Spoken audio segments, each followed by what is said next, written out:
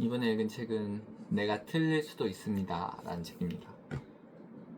원제는 I may be wrong 인 것 같아요. 저자는 비온 나티코 린데블라드라는 사람이고요. 책을 읽어보면은 나티코라는 그 미들네임은 본명인 것 같고, 그래서 이름은 비온 린데블라드인 것 같아요. 1961년 사람이고, 그러니까 우리 아버지 뻘인 거죠. 60년대 태어나셨고 스웨덴인이에요. 어렸을 때 성공가도를 달렸다고 해요. 그래서 26살 때 회사에 그 임원까지 올라갔다가 사직을 했다고 합니다. 사직한 이유를 보면은 스트레스를 많이 받은 것 같아요. 그냥 일에 의미가 없다고 많이 느낀 것 같습니다. 불안증도 있었다고 하고, 경제 전문가였는데 본인이 경제에 관심이 없다고 느꼈던 것 같아요. 그리고 높은 자리에 올라가다 보니까 그 기대에 부응하는 것에 대한 스트레스, 그런 것도 있었던 것 같고, 적성에 맞지 않는 일을 선택한 것 같다는 생각을 했습니다.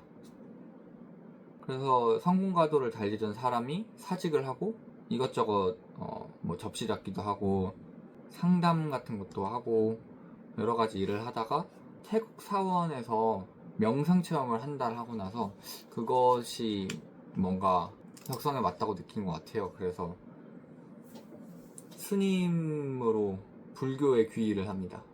그래서 장장 17년 동안 승려로서 불교 태국에 들어가서 수행을 합니다. 그렇게 수행을 하면서 얻은 깨달음 같은 거를 이제 이 책에서는 얘기를 하는데요. 이분의 약간 경력이 좀 특이한 게 뭐냐면 46살에 환속을 해요. 다시 속세로 돌아옵니다.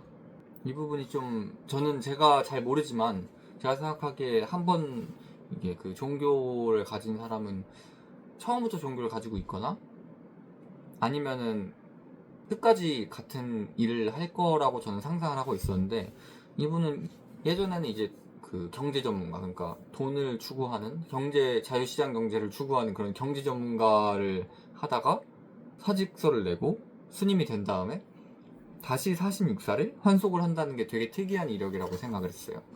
그래서 어쨌든 이분 얘기하는 게 자기 마음속에 어떤 목소리가 말을 걸었대요. 때가 됐다 하고 말을 걸었답니다. 그래가지고 승려인 상태에서 다시 이제 속세로 법복이 아니고 승복을 벗은 거죠. 그리고 명상 강연 같은 거 하면서 이게 가르침을 전파하고 그런 일을 하셨다고 합니다. 2018년 56세의 나이에 루게릭병을 진단받아요. 그래서 루게릭병이 보통 한 3년에서 5년 정도 살 수 있다는 얘기를 하거든요. 그래서 2022년 60세에 사망하십니다. 그래서 이 책은 시한부를 선고받은 지 1년 9개월인가 후에 집필한 책이라고 해요. 그래서 죽음을 앞두고 있는 사람이 쓴 책이죠. 저는 일단 책 제목이 내가 틀릴 수도 있습니다 라는 게 멋지다라는 생각을 했고, 왜냐면 저도 이런 생각을 많이 하거든요. 내가 많이 안다고 생각하지만 내가 틀릴 수도 있지라는 생각을 많이 하거든요.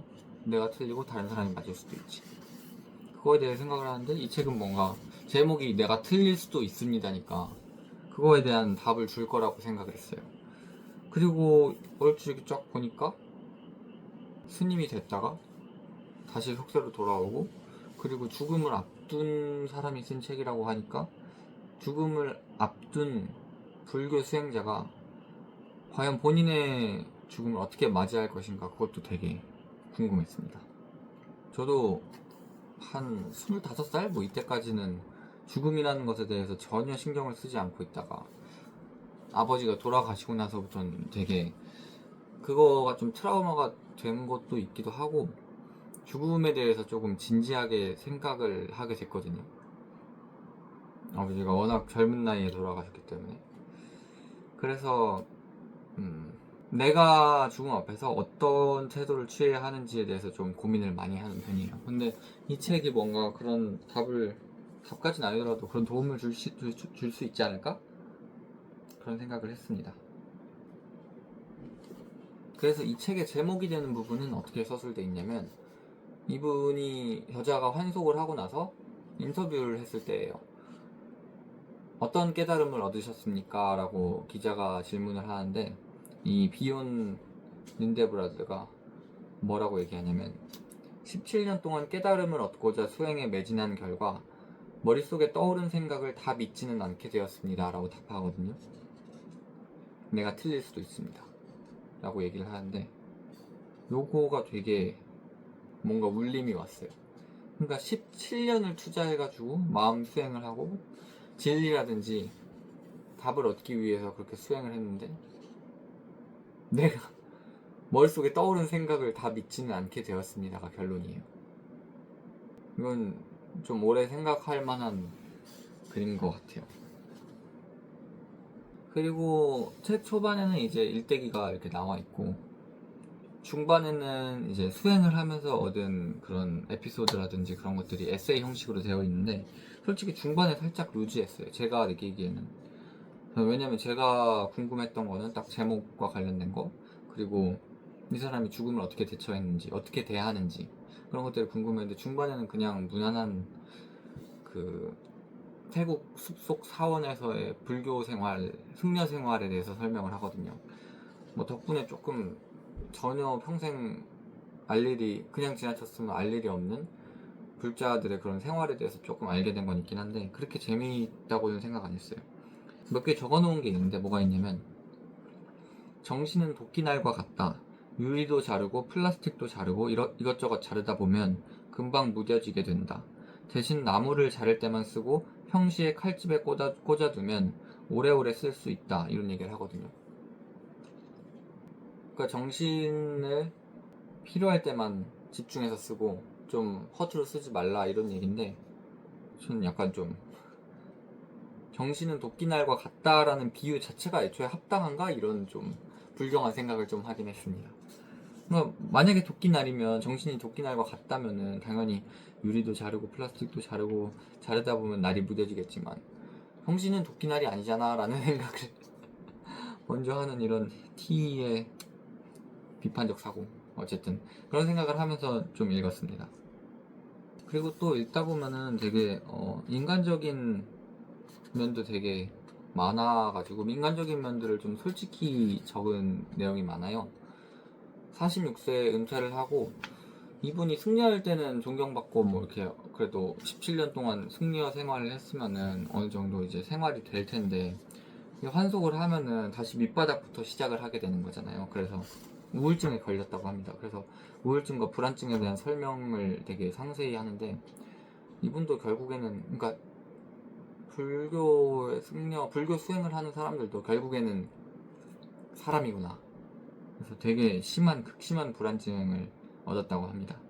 영적 성장을 위해서 17년을 공들였는데 결국에 사회로 돌아오니까 극심한 불안증을 얻었다는 게, 참, 결국 사람은 아무리 수행을 하더라도 사람은 사람이다, 이런 생각도 들었고요.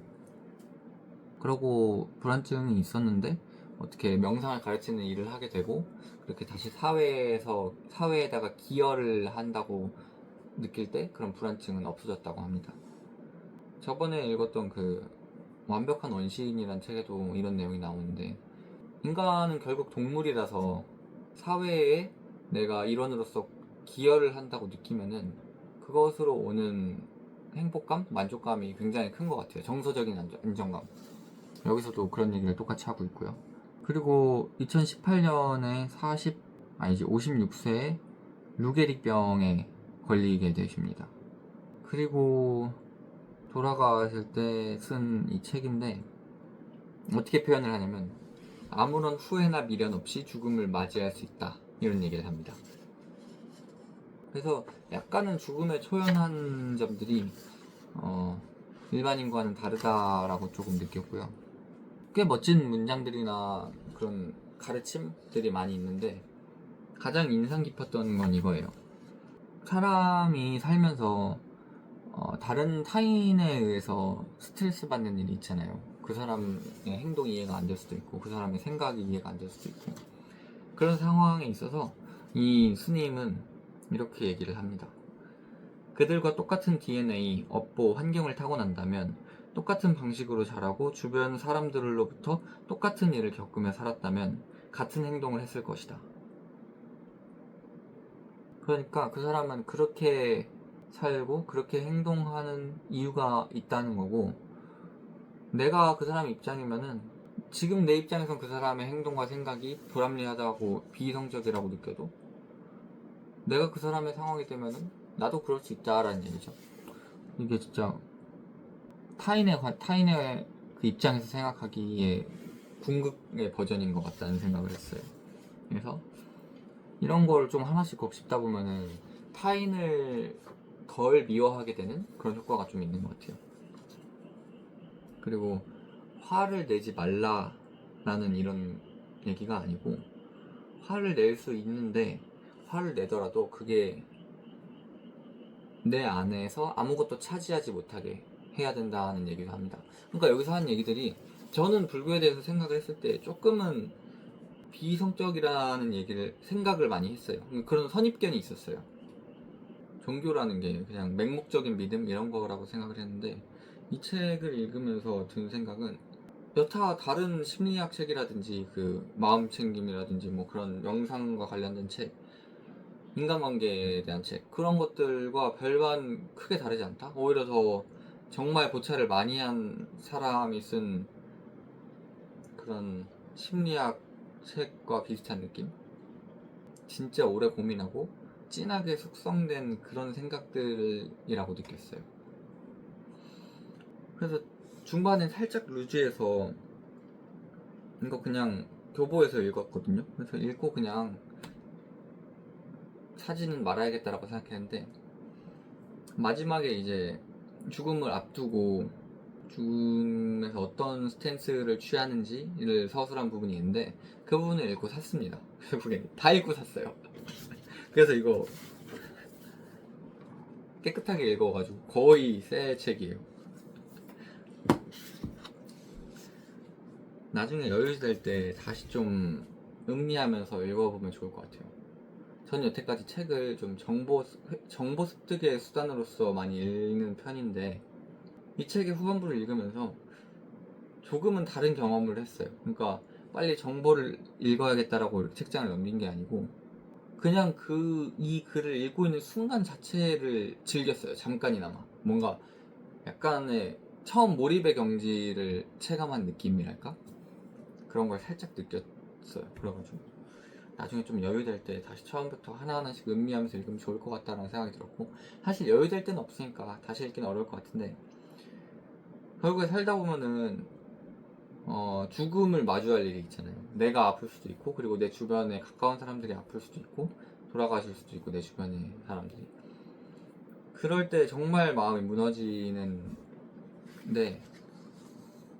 그때 한번 다시 읽으면 큰 도움이 되지 않을까, 이런 생각을 하면서 샀어요. 책장에 꽂아 놓으려고요. 그렇습니다. 완전 마음에 들었어요. 추천 감사합니다.